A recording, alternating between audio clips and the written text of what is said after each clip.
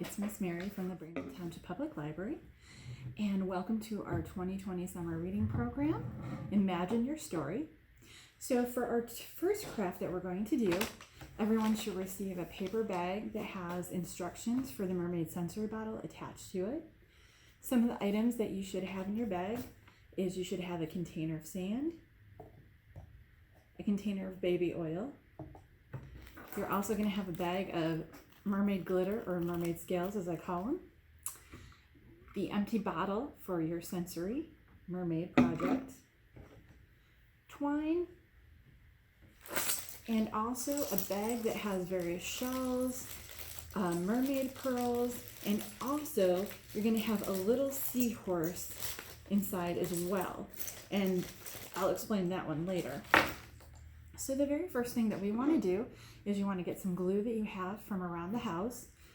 Take a little bit of the glue, pour it into the bottom of your jar, kind of get it, squish it around there, and then sort of shake the jar around so you can try to get that glue all over the bottom of it. You might have to tap it a little bit as well. And then once you get a generous amount of glue in the bottom, you're going to take your sea sand, which is the blue sea sand, take the lid off, and then you're going to pour your sea sand into your bottle, just like that. Just pour all of the sea sand in there. Perfect. And then you're going to do the same thing. You're going to kind of shake it around until it's sticking. You might have to add more glue because we don't want it to float around if possible. Let's try to put that around the side. I accidentally got some on the side of the bottle, so it's probably going to stick to that too. But that's okay. I might give it a little bit of a decoration. So now we're going to add another bit of glue. Hopefully yours won't be as messy as Miss Mary's. And just kind of shake it up until we get all the glue in a reasonably good amount. I'm going to have to add a little bit more. And then try not to do what I do, which was getting it all over the sides. Miss Mary is so messy. A lot of you can attest to that who have been in my art programs. And then you kind of want to let that dry for a few minutes. And in the meantime, while you're letting this dry, you can either, before you put the glue and the sand in, you can decorate the outside of your bottle. You might want to maybe glue some jewels on it. You could paint it. You could take markers and decorate it as well. However you want. You want to make this your bottle. Okay, so I think that's good for right now. So like I said, after you let it dry for a few minutes, then you're going to add a little bit of water to it, to the bottom. I would say probably about that much is a good amount.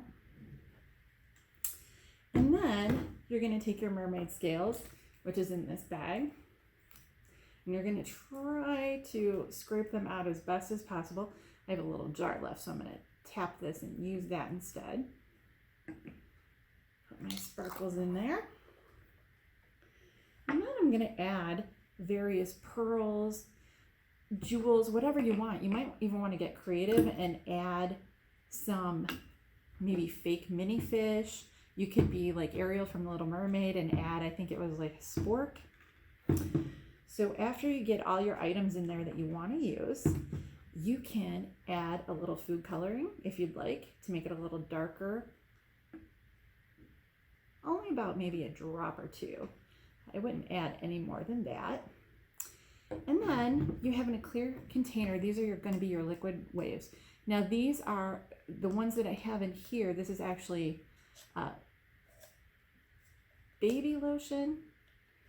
So you can also use dish soap, or you could use hand soap as well. And these are going to create our liquid waves, kind of like when we did the lava lamps. So we're going to go ahead and pour the whole container into this as well. Just like that.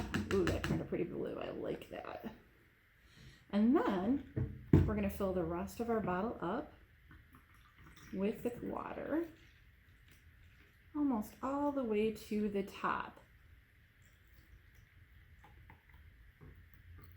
Just a little bit before it touches the neck of the bottle. The next thing that we want to do is we want to get our cap. Now you can have your mom or dad maybe hot glue around the edges so that the bottle stays on, but make sure it's tight. You definitely want to make sure that's tight so you don't have any of this, especially if you put food coloring in it, you don't want that leaking out. Now don't be discouraged if it's kind of murky at first. It's going to be like that. After a while the water's going to settle down, but then you can start shaking it back and forth and you're going to get this really, really cool wave effect with it. Now the very last thing that we have is we have our twine right here, and we have a seahorse. Now if you can see this little guy, he's pretty cute. So we're going to take one end of our twine, and this is kind of tricky. You might need help with this. We're going to go ahead and pull this through this opening in the top of the seahorse's head. Pull that all the way through, just like that, almost like you're threading a necklace. Okay? And then what you're going to want to do is you can knot this if you want. You can put like a single knot in it.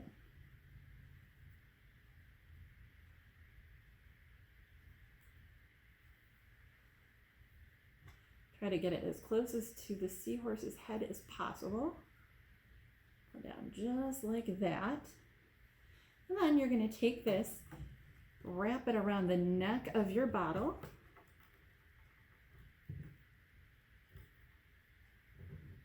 Pull it through, and then you're going to have this cute little charm hanging off the end of your bottle. I also suggest that you should double knot this as well.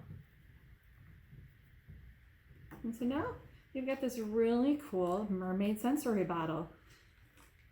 Well, thank you guys for joining me so much. Don't forget to sign up for summer reading, and have a wonderful, wonderful day.